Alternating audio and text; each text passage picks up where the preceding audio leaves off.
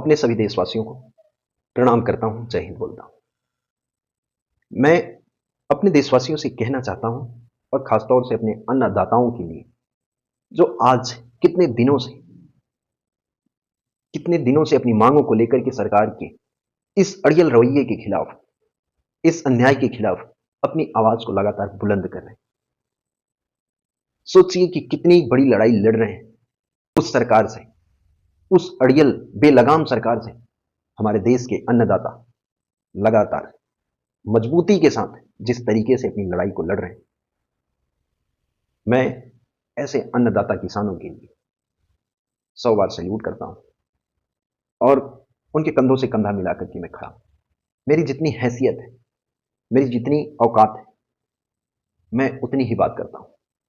और अगर पहली गोली भी अगर खानी पड़ेगी तो मैं सीने पे खाने के लिए अपने अन्नदाताओं की तरफ से तैयार हूं।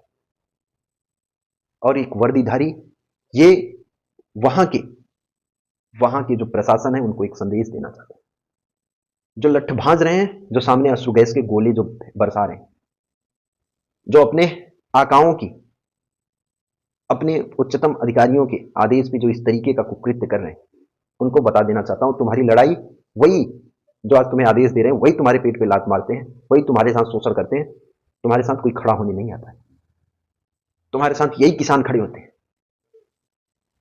यही देश के लोग खड़े होते हैं, और तुम देश के लोगों के ऊपर इस तरीके से इस कुकृत कर्तव्य को करने के लिए नहीं हो, इस तरीके का टॉर्चर करने के लिए नहीं हो।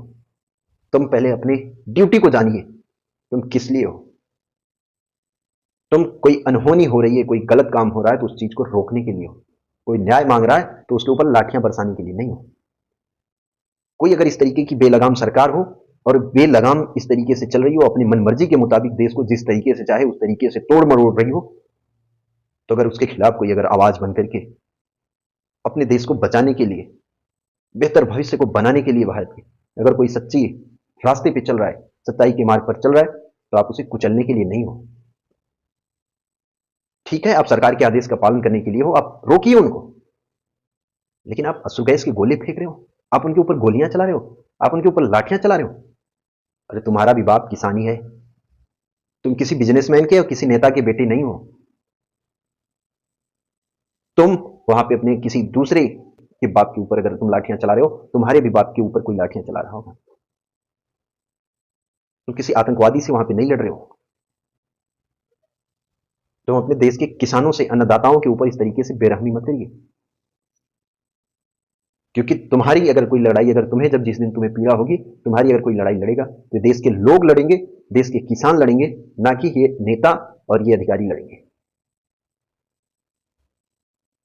तो तुम्हें देश की सरहद पे नहीं लगाया गया कि तुम इस तरीके से क्रूरतापूर्वक गोली मारनी है तुमको, कि हाँ उधर वाले आतंकवादी हैं उनके ऊपर गोली ही चलानी। तो थोड़ा सा जो आदेश मिलता है उस चीज का भी पालन करने का तरीका सीखिएगा। पहले अपनी ड्यूटी को सीखिएगा कि आपकी ड्यूटी क्या है। ये अपने देश को बचाने की लड़ाई चल रही है, भारत को बचाने की, क्योंकि आज बेलगाम सरकार जिस तरीके से भारत को नोच रही है, ये जो जवानों की नहीं हो सकते वो क्या होंगे, जो किसानों की नहीं हो सकते, जो जवानों की नहीं हो सकते, जो युवा छात्रों की नहीं हो सकते, जो भारत के भविष्य का नहीं हो सकते, वो क्या देश का भला करेंगे। ये काम किसके लिए कर रहे हैं। देश के युवा भी परेशान है, देश के किसान भी परेशान है, देश का जवान भी रोड पे। काम किसके लिए हो रहा है। देश की सेना को भेज दिया जाता है अग्निवीर स्कीम ला करके। देश के युवा कहते हैं कि ये हमारे लिए नहीं है, ये देश के भविष्य के लिए नहीं है स्कीम है, लेकिन नहीं, ये चाहिए, ये सही है। और उस चीज को अभी आज तक बस प्रमोट किया जा रहा है लगातार, सच्चाई को नहीं दिखाया जा रहा।